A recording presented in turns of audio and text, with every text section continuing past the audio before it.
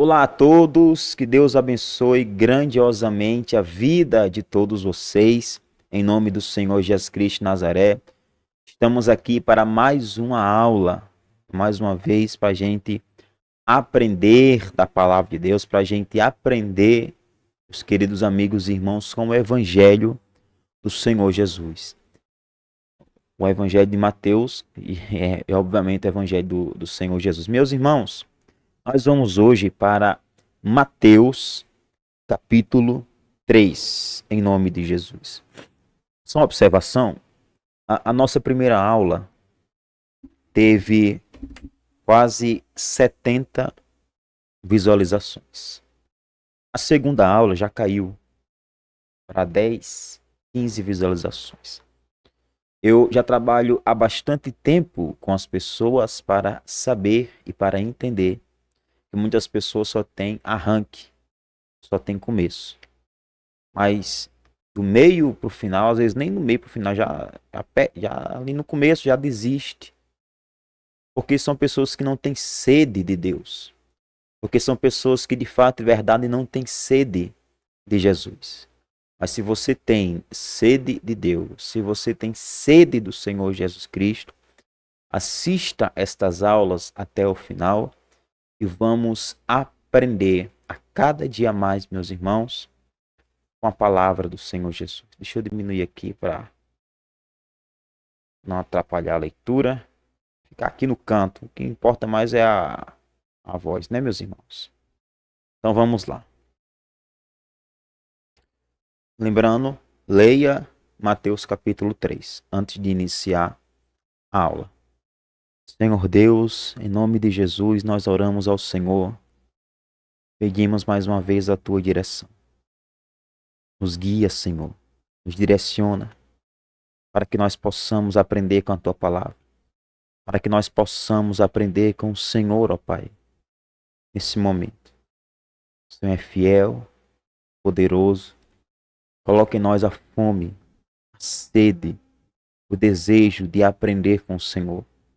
O desejo de fazer, Senhor, em nossa vida o teu querer, a tua vontade. Em nome de Jesus. Amém. Vamos lá, meus irmãos. Evangelho de Mateus, capítulo 3. Primeiramente, vamos ver do versículos 1 até o 6. A primeira aparição. A versão grega sugere que naqueles dias João Batista chegou ou apareceu. Lucas conta sobre o anúncio do nascimento de João e a circunstância do seu nascimento, assim como um pouco da sua infância. Mas no Evangelho de Mateus, o precursor de Jesus, que é João Batista, aparece repentinamente neste ponto. Todos os 4 evangelhos apresentam o ministério de João Batista como a preparação da nação para o ministério de Jesus. Como eu tenho falado, irmãos, durante as aulas, o Evangelho de Lucas é o evangelho que melhor fala da infância de Jesus e ainda assim fala pouco. E também fala do anúncio do nascimento de João Batista. Nenhum outro evangelho fala do anúncio do nascimento e nem do nascimento de João Batista. Mas todos falam do ministério de João Batista. O Evangelho de Mateus, ele fala do ministério de João Batista, fala da primeira aparição de João Batista. João, ele apareceu pregando, ele não apareceu fazendo milagres, ele não apareceu prometendo riqueza às pessoas, ele não apareceu afagando o ego das pessoas. João apareceu pregando o evangelho. Jesus Cristo disse que nascido de mulher, ninguém é maior do que João Batista. Eu pergunto a você, quantos milagres João Batista fez? Nenhum. João Batista, ele não fez absolutamente nenhum milagre. Mas o que ele fez? Ele pregou.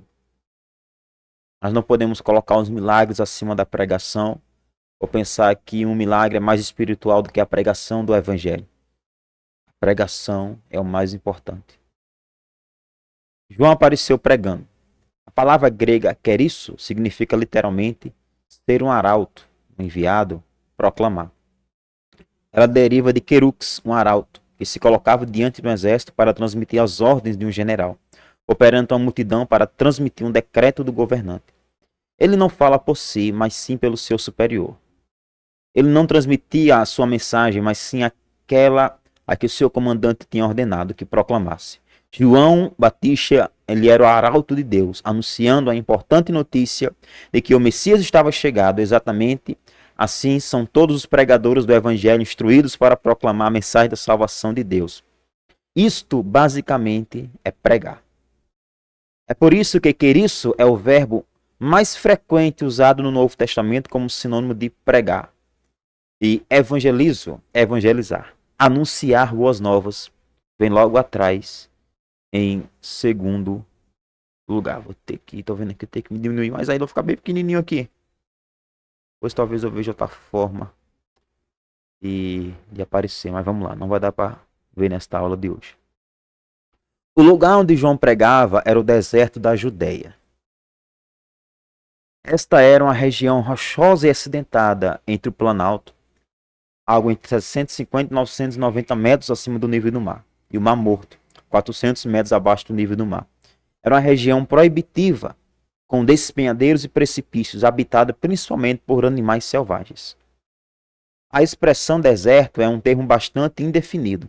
Ele diz que é difícil obter uma tradução precisa porque as regiões chamadas de desérticas incluem território árido e semiárido, e também desertos de areia, planaltos rochosos, terras de pastoreio e terreno montanhoso, infértil.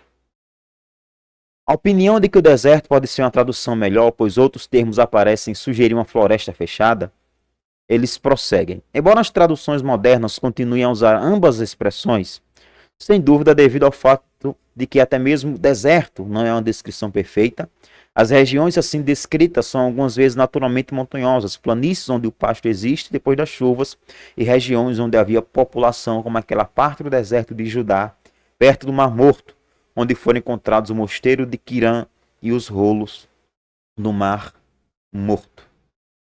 Pronto, meus irmãos, assim acho que ficou melhor. Assim acho que fica melhor. Vamos lá. O lugar onde João Batista pregava era o deserto da Judéia. Na verdade, eu já li isso aqui. E é porque eu estava ajeitando aqui e eu me enrolei. Vamos lá. Deve ser observado que muitos estudiosos pensam que João Batista era provavelmente um essênio e pode até mesmo ter tido alguma associação com a comunidade de Quirã. Bruce fala de modo favorável a essa ideia. Ele observa a residência de João no deserto da Judéia, seu ascetismo, seu ensino e sua prática de batismo. Parece que a doutrina de Quirã, mais do que o relato do Novo Testamento, concorda intimamente com o relato de José. Lembre-se que se você está vendo as aulas, você já sabe quem é José. Ele vai ser muito citado, ok? Sobre os ensinos do batismo de João. Ele conclui: João pode ter tido algum contato com a comunidade de Quirã. Ele pode até mesmo ter pertencido a ela durante algum tempo. A palavra-chave da pregação de João Batista era arrependei-vos. Esta ainda deveria ser a palavra-chave das pregações nos dias de hoje. Arrependei-vos, porque é chegado o reino dos céus. O Evangelho, meus irmãos, é sobre arrependimento. O Evangelho é sobre a nossa crença na pessoa de Jesus Cristo de Nazaré. Mas quantos creem de fato e de verdade em Jesus?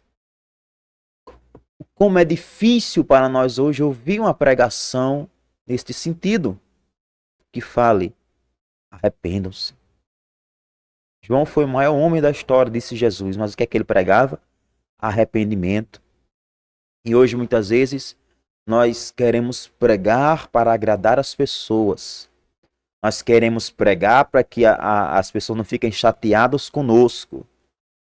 Mas essa não é a verdadeira pregação do Evangelho. O homem ele tem que ser confrontado pela palavra. O homem tem que ficar chateado, até com raiva do pregador. Porque é isso que vai mudar a vida da pessoa. Ela saber que ela está caminhando para o inferno. E que somente Cristo é a salvação. Então era isso que João pregava. Arrependei-vos, porque é chegado o reino dos céus. Aqui. Existe um pensamento muito superficial sobre o assunto de arrependimento. Normalmente ele é definido como sentir muito, mas o verbo grego significa mudar de ideia. O arrependimento é basicamente mental e moral, e não basicamente emocional. Ele envolve uma mudança de ideia com respeito ao pecado e à salvação. Ele significa renunciar ao pecado e comprometer-se com Cristo. Chamberlain afirma que o arrependimento é a reorientação de uma personalidade com referência a Deus e aos seus propósitos. Com respeito ao significado exato aqui, Robinson escreve: a palavra aramaica que João usa para arrepender poderia ser literalmente traduzida como converter-se, dar meia volta e retornar. Não existe segurança no caminho que os homens estão percorrendo agora. Isso é arrependimento, não é mudar de roupa. Não é somente parar de beber ou somente parar de fumar. Arrependimento é mudar por completo a sua mente, o seu coração. É não ser mais a pessoa que um dia você foi. Isso é arrepender-se. Arrepender-se dos pecados não é somente aceitar Jesus Cristo em um culto, é muito mais. É muito mais além. Nós temos que aceitar Jesus, é óbvio, é claro. Mas nós temos que arrepender-se dos nossos pecados, de fato e de verdade. Ao pregar o arrependimento, João estava fazendo eco às palavras dos profetas do Antigo Testamento. Em um sentido muito verdadeiro, ele foi o último dessa sequência. João foi o último profeta do Antigo Testamento. Ele pertencia ao antigo regime, mas ficou no limiar do novo. Sem dúvida, ele estava impregnado das antigas escrituras quando dizia: arrependei-vos. Ele poderia muito bem estar pensando nas palavras de Isaías, capítulo 1, versículo 16 a 17. Lavai-vos, purificai-vos, tirai a maldade de vossos atos de diante dos meus olhos e cessai de fazer o mal. Aprendei a fazer o bem. Ou Isaías, capítulo 55, versículo 7. Deixe o ímpio o seu caminho e o homem maligno os seus pensamentos e se converta ao Senhor, que se compadecerá dele. Ou ainda, Jeremias, capítulo 3, versículos 3 ao 7. Melhorai os vossos caminhos e as vossas obras.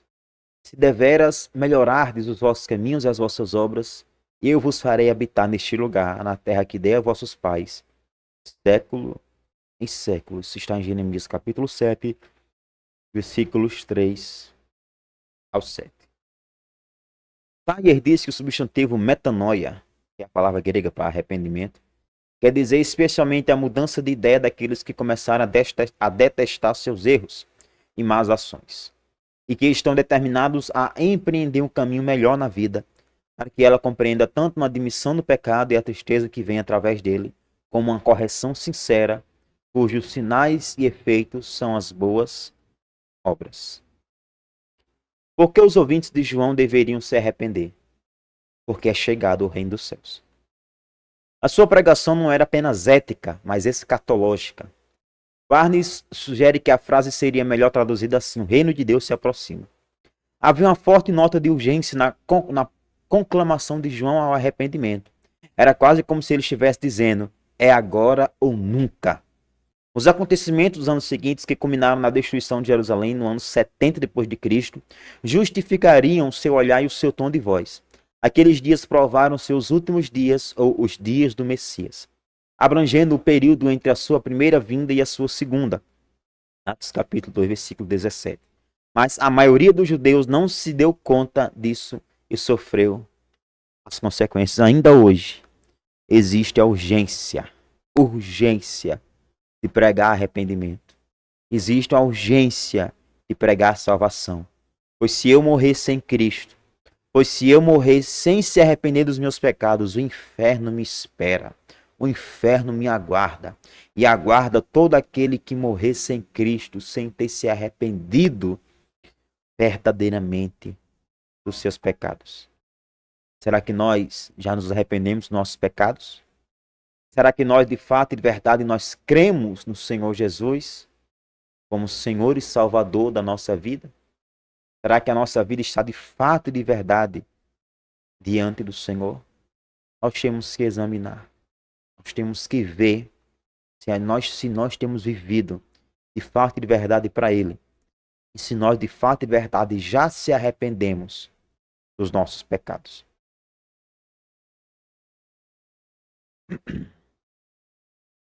Quase todos os estudiosos concordam que no Novo Testamento o termo reino se refere aos limites do governo de alguém e não apenas campo. Arndt e Grinch, eu não domino nem o português, quem dirá o inglês, definem a palavra grega basileia como significando reino, reinado, poder real, governo e reino. Eles a particularizam ainda mais da seguinte maneira: especialmente o reino real ou reino de Deus é um conceito principalmente escatológico, que começou a aparecer com os profetas, foi aperfeiçoado nas passagens apocalípticas e ensinado por Jesus. Vamos pular para aqui.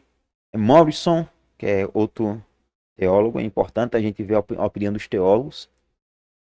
Morrison se aprofunda um pouco mais nesse outro pensamento, escrevendo: a sua origem está no céu, o seu fim está no céu, o seu rei é celestial. Os seus súditos por toda parte são celestiais em caráter e em destino. As suas leis são celestiais, as suas instituições são celestiais, o seu próprio auge está no céu, e é na verdade o céu. As suas instituições terrenas anseiam pela glória do céu. Vou falar um pouquinho aqui, porque aqui ele vai falar sobre a opinião de mais alguns teólogos, para a gente não se atrasar muito. Então, qual era a pregação de João Batista? Arrependei-vos, porque é chegado o reino dos céus. Para enfatizar o seu chamado arrependimento, meus irmãos, João Batista ele cita Isaías capítulo 40, versículo 3. Ele se identifica como sendo a voz que clama no deserto. O deserto do pecado e das necessidades espirituais do homem. Halford Lucock dá uma boa explicação quando fala da palavra deserto utilizada por Isaías. É uma descrição atualizada da grande parte do nosso mundo. Quando João se descreve como sendo uma voz, isso está de acordo com o seu papel de arauto, de anunciador. Ele não estava falando em seu próprio nome, mas falando em outro nome. Como percussor do Messias, aquele que preparou o caminho do Senhor, a tarefa de João Batista era advertir os homens: preparai o caminho do Senhor. Eles deveriam construir uma estrada real por onde o rei Jesus pudesse vir. Alguns poucos ouviram e prestaram atenção, mas os líderes da nação rejeitaram a convocação divina e condenaram o seu Messias à morte. Endireitai as suas veredas indica o significado do verdadeiro arrependimento. É quando uma pessoa endireita a sua vida. Este é o verdadeiro arrependimento. Endireitar a sua vida diante de Deus. Quantas pessoas às vezes vêm até aqui a nossa amada igreja. Já aconteceu uma vez um rapaz veio até aqui, a nossa igreja, e ele falou assim: pastor, eu participei de uma cruzada evangelística. Na hora da cruzada, o pastor ele perguntou quem queria aceitar Jesus. Eu disse que queria aceitar Jesus e agora eu sou crente. Eu vou ficar em esta igreja aqui. Foi a última vez que eu vi ele na igreja. Todas as outras vezes que eu vi ele bebendo, dançando bêbado até o chão. Não adiantou, porque não se arrependeu. Quantas pessoas que pensam que são salvas porque um dia aceitaram Jesus, mas não aceitaram verdadeiramente? Quantas pessoas pensam que são salvas porque se batizaram, mas nunca morreram para o mundo verdadeiramente? O verdadeiro salvo é aquele que se arrepende do pecado. É como diz em Romanos capítulo 6. Nós que estamos mortos para o pecado, como viveremos ainda nele? A pessoa que é salva é a pessoa que ela morreu para o pecado. Ela se arrependeu de pecar. E ela vai fazer de tudo o máximo possível para não pecar mais, para não errar mais, para fazer sempre a vontade do seu Senhor. Eles deveriam... Já li isso aqui.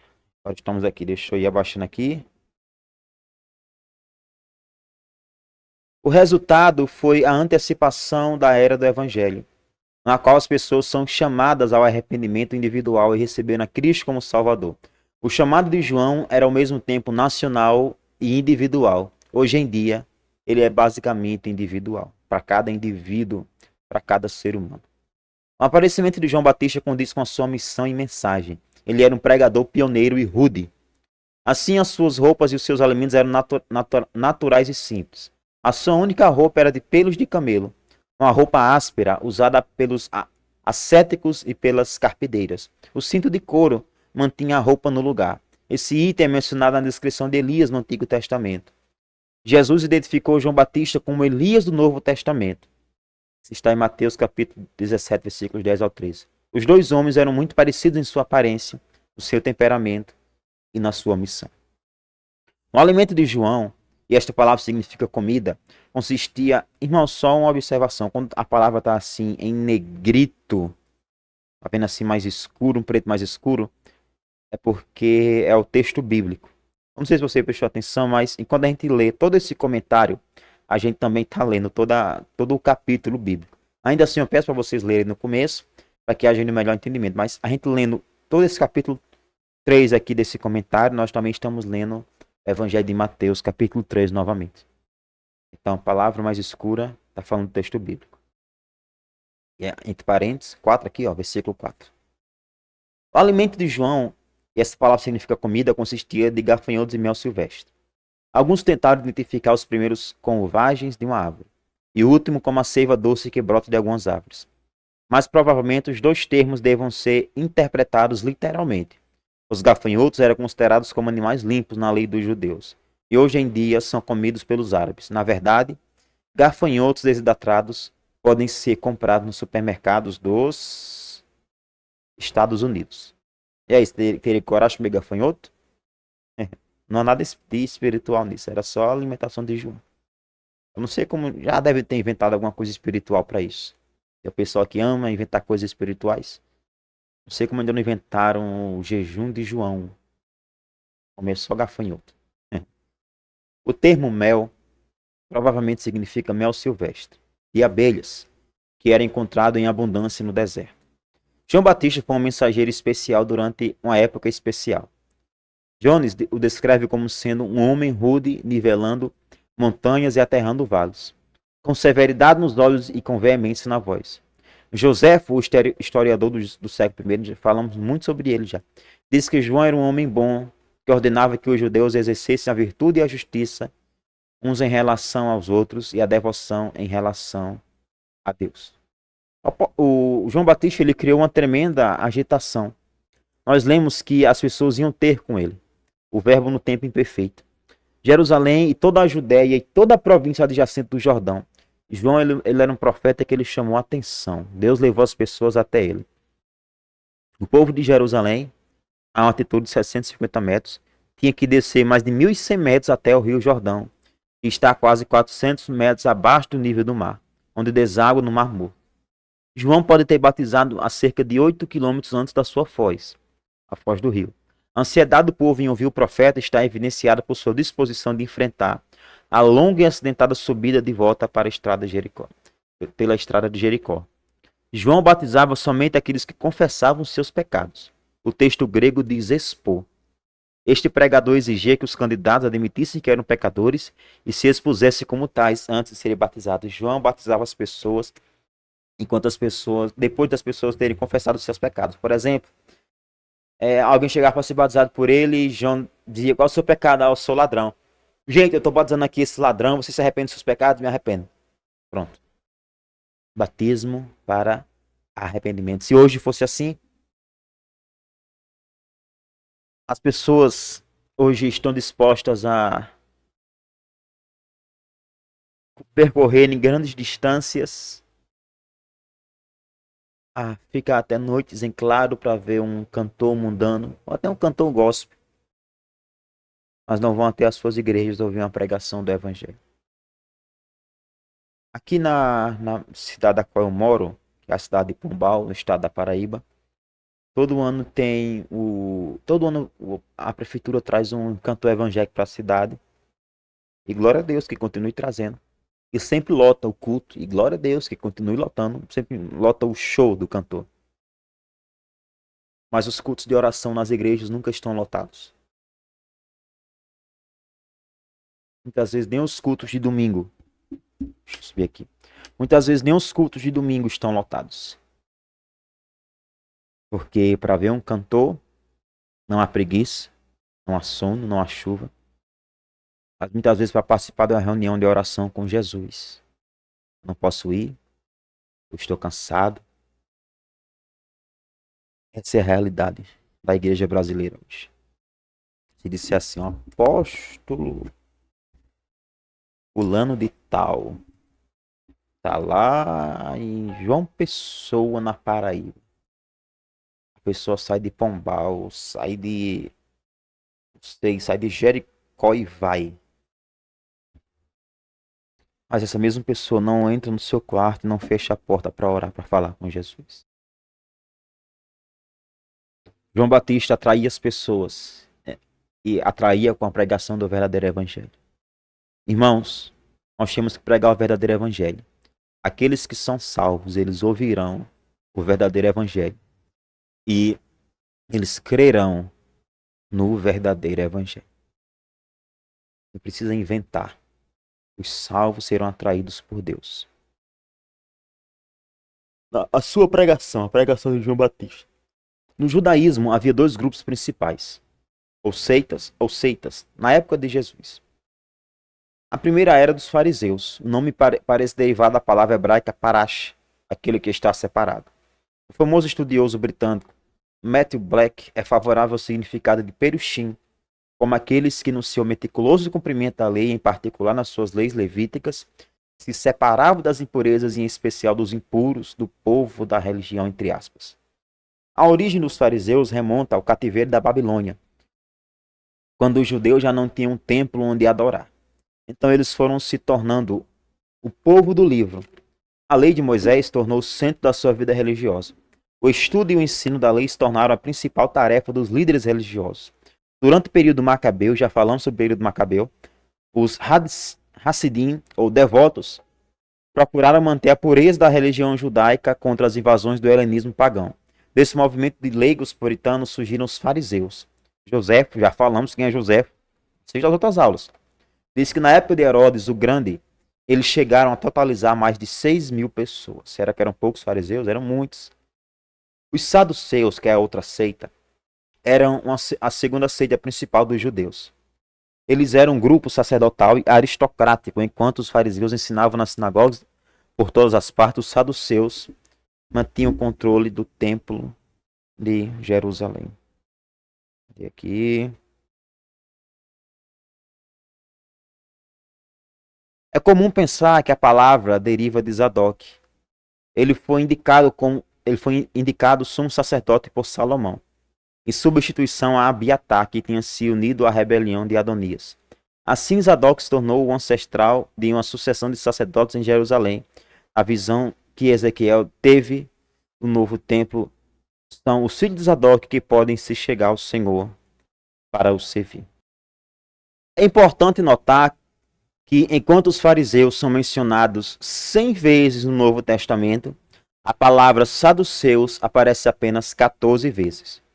Joséfo afirma que os fariseus eram muito mais populares entre o povo. Após a destruição final do Templo de Jerusalém, em 70 depois de Cristo, os saduceus desapareceram da história. O judaísmo que sobreviveu foi o judaísmo dos fariseus. João Batista tinha severas palavras de advertência para os fariseus e os saduceus que vinham ao seu batismo. Ele os chamava de raça de víboras. Isso parece uma linguagem áspera, mas na verdade era uma análise de caráter. Morrison expressa muito bem as implicações através das seguintes palavras que Morrison disse. Ele enxergava o interior deles de uma maneira impossível para os homens comuns. E lia o que estava no âmago dos seus corações. Ele viu o elemento rastejante que perfura até o pó. Ele viu o elemento moralmente insidioso. Havia veneno que eles não tinham escrúpulos de injetar de vez em quando. Ele via que existia neles um elemento de verdadeira antipatia para com o genuíno senso de humanidade. Aqui, no caso, está falando dos fariseus, da visão que João Batista ele tinha dos fariseus. Batismos. Vou me ajeitar aqui, meus irmãos, na cadeira. O vídeo tem que ser feito, o vídeo sem corte. Eu não posso nem errar na hora que eu estiver falando, porque depois, se eu tiver que editar todo o vídeo para depois postar, dá muito, mas muito trabalho mesmo. Como são 3 vídeos por semana, eu tenho que estar praticamente todo dia gravando. Eu não posso editar. Se você vê um erro aí, um espirro, alguma coisa, releve. Vamos lá, deixa eu colocar aqui o fone novamente. Eu tenho que estar monitorando o áudio também. Essa aula vai ficar bastante longa, mas é assim mesmo. Vamos lá. Agora, João se refere mais especificamente ao seu papel como o precursor do Messias. Aquele que vem após mim é mais poderoso do que eu. Eu não sou digno de levar as suas sandálias. Lucas 3,16 diz: a quem eu não sou digno de desatar as correias das sandálias. Caracteristicamente, a imagem de Marcos é ainda mais vívida, do qual não sou digno de, abaixando-me, desatar a correia da sandália. Atar e desatar as correias das sandálias do mestre e carregá-las para ele, estas eram as tarefas humildes de um escravo mais humilde. Porém, João não se sentia digno de fazer sequer essas coisas para o Messias. Veja, quando João ele diz assim, eu não sou digno de desatar as sandálias de Cristo, ele estava se referindo ao trabalho de um escravo. O trabalho mais humilde que um escravo poderia fazer, do menor escravo, era desatar a sandália do seu Senhor e guardar a sua sandália. João diz acerca de Jesus, eu não sou digno nem de fazer isso. Olha o contraste que há entre João Batista e muitos crentes hoje. Muitos crentes que são orgulhosos. Muitos crentes que são soberbos. Pensa que porque canta em uma igreja, que ou porque prega, ou porque é pastor, é alguma coisa. Nós não somos nada, meus irmãos. Ele é. Todo-Poderoso é que é. Nós não somos absolutamente nada. Esse era o sinal de um escravo tornando-se a propriedade do seu amo. Desatar o seu calçado, atar o mesmo, ou levar os artigos necessários para ele no banho. Assim, as palavras que aparecem nos três relatos são todas apropriadas. Então vem a afirmação mais significativa da pregação de João Batista. Enquanto ele batizava com água ou na água, aquele que viria após ele, que é Jesus, batizaria com o Espírito Santo e com fogo. Outras religiões batizam com água. Porém, o batismo que distingue o cristianismo é o batismo com o Espírito Santo. À luz dessa afirmação de João, é difícil justificar o silêncio de grande parte das igrejas com respeito ao batismo com o Espírito Santo. Mateus e Lucas, neste ponto, acrescentam ao relato de Marcos e com fogo. Muitos estudiosos interpretam isso com forte base nos versículos 10 e 12, como uma referência ao fogo do julgamento final dos pecadores. Mas isso também significa o fogo do Espírito Santo, consumindo a natureza carnal. Alford fala da predição aqui. Isso foi literalmente cumprido no dia de Pentecostes. De maneira similar, Nicklin afirma: ao acrescentar e com fogo se indica a purificação, como a essência do batismo do Messias. Ele chama a atenção para a descrição da vinda de Cristo em Malaquias capítulo 3, versículo 2. Ele será como o fogo dos ourives. É popular, porque aqui ele está apenas falando algumas opiniões de alguns teólogos, mas eu ainda quero ler isso aqui. Há pelo menos três coisas que o fogo pode fazer. Ele aquece, ele ilumina, ele purifica. Então, vamos lá. Batismo com fogo.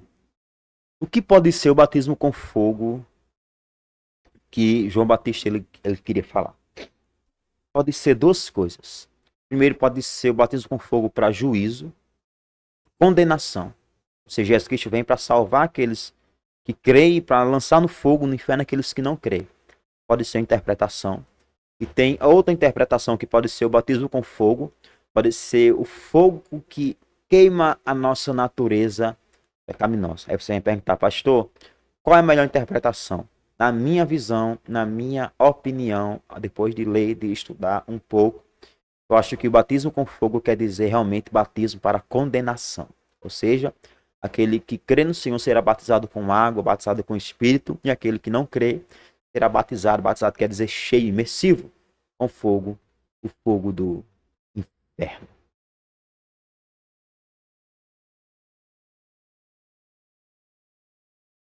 Vou só pular um pouquinho aqui, porque eu já li mesmo esse comentário, então tem algumas coisas que se a gente for ler tudo ao pé da letra, realmente ficará muito cansativo as aulas para vocês.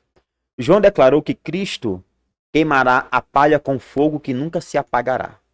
O verbo composto em grego, que significa purificar completamente, só é encontrado aqui no Novo Testamento. A palha representa o local da separação do trigo dos resíduos, com o que se encontrava perto de cada vilarejo. Normalmente ficava situado em um lugar mais elevado para aproveitar a brisa que sopra no Mediterrâneo. Era curvado para cima nas extremidades e pavimentado com pedras ou com a lama batida que endureceu com o passar dos séculos. O trigo ou a cevada recém-colhida são empilhados ali em uma profundidade de aproximadamente 50 centímetros. Então, pá de bois conduzidos por uma mulher ou por uma criança passam um debulhador sobre esses cereais. O debulhador ele tem cerca de 1,20 m de comprimento e 80 centímetros de largura. Tem peças dentadas de pedra ou de metal atadas ao seu fundo. E essas peças dentadas separam os grãos ao mesmo tempo em que as patas dos bois ajudam a esmagá-los. Ainda se pode ver esses debulhadores na Palestina, às vezes com 2 pares de bois trabalhando em um terreno. O batismo de Jesus. Jesus Cristo ele veio da Galileia, especificamente da sua cidade de Nazaré, ao Rio Jordão, onde João estava batizando. Quando ele se apresentou como um candidato, João se opôs. João não queria batizar Jesus. A palavra grega que só aparece aqui significa impedir, tentar evitar. João sentia que era ele quem necessitava ser batizado por Jesus, não o contrário. Jesus respondeu: deixe por agora, ou permita-me agora. A razão que ele deu foi porque assim nos convém cumprir toda a justiça, para que possamos cumprir todos os deveres religiosos, em outras palavras. O protesto de João e a resposta de Jesus só são encontrados aqui no Evangelho de Mateus. João não queria batizar Jesus, ele disse: Senhor, não sou digno de nem de desatar a correr das suas sandálias, como é que eu vou te batizar? Por que Jesus foi batizado? Uma boa pergunta. Essa pergunta tem atormentado muitas mentes. Porque aquele que não cometeu pecado se ofereceu ao batismo. João fazia todos os candidatos confessarem os seus pecados, mas Jesus Cristo não tinha pecados para confessar. Por que então ele se submeteu ao batismo? Talvez já tenham perguntado isso para você, preste atenção. Morgan, ele dá a seguinte resposta. Quando Jesus deixou que na sua vida era preparatório e começou o verdadeiro trabalho no ministério, ele se dedicou ao tema definitivo da sua obra, ou seja, uma identificação com os homens até mesmo na morte. Mais especificamente, ele acrescenta: o seu batismo foi um ato pelo qual ele concordou em assumir o seu lugar entre os pecadores. A identificação com a humanidade. Esta é a chave que abre as portas desse mistério do batismo de Jesus. Este é o verdadeiro significado da encarnação. Mais do que vir em um corpo físico, era entrar na raça humana. Frequentemente no Antigo Testamento, Deus entrou na história humana de uma maneira milagrosa, mas agora ele entra na própria humanidade, na pessoa de Cristo. A encarnação é o maior de todos os milagres. O batismo de Cristo foi um prelúdio da sua cruz. Ele cumpriu toda a justiça de Deus, para que pudesse ser um sacrifício perfeito. O sacrifício de Cristo é um sacrifício perfeito. Como aquele que não tinha pecado pôde se identificar com a humanidade pecadora? Esse é um paradoxo que sempre representará um mistério, mas que está completamente relacionado com a sua morte redentora no Calvário. Dietrich explica da seguinte maneira: somente mais tarde, o profundo significado desse ato pôde ser compreendido. Por esse ato, Jesus se identificou como aquele que formava o seu povo, assumiu a culpa deles e recebeu com eles e por eles o batismo de arrependimento. Deixa eu aqui colocar o celular silencioso, que eu levei um susto agora.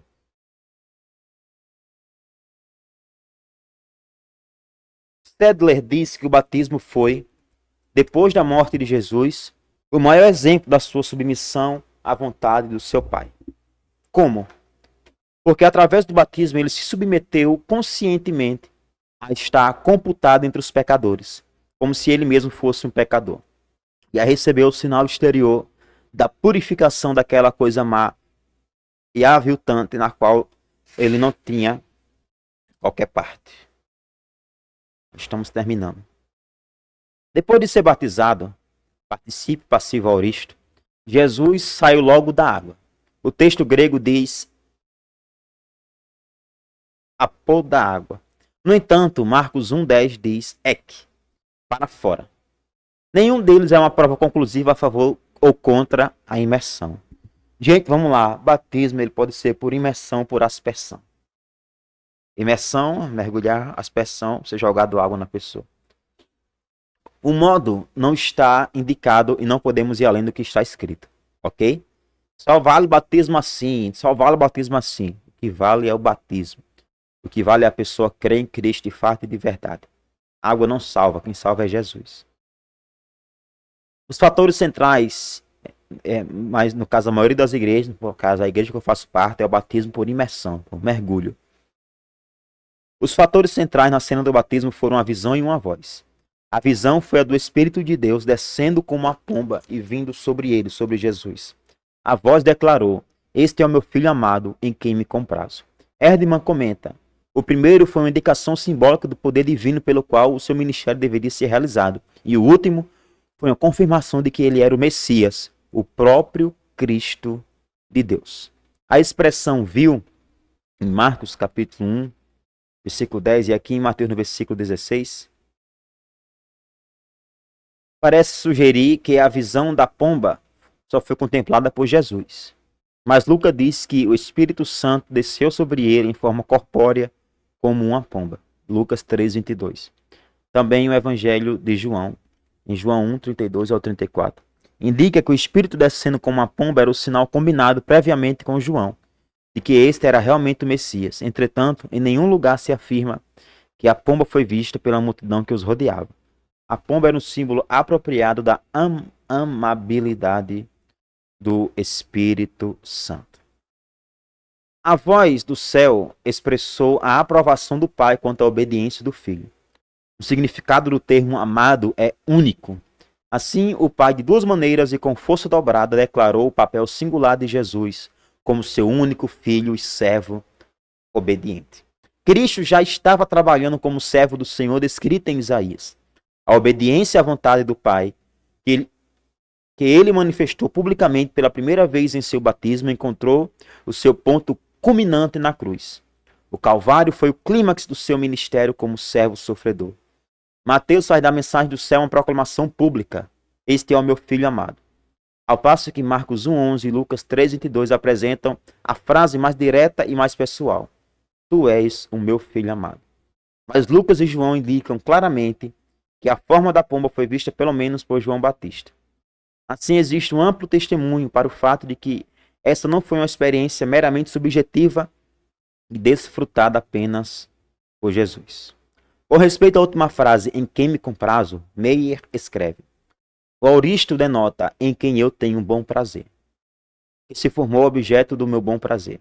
Lange explica do seguinte modo: o verbo está na forma auristo para significar o eterno ato da contemplação amorosa que o pai tem para com o filho. Por último, para finalizar a aula de hoje, uma das características significativas do batismo é a de que nós temos aqui pela primeira vez na Bíblia uma indicação clara e completa da Trindade.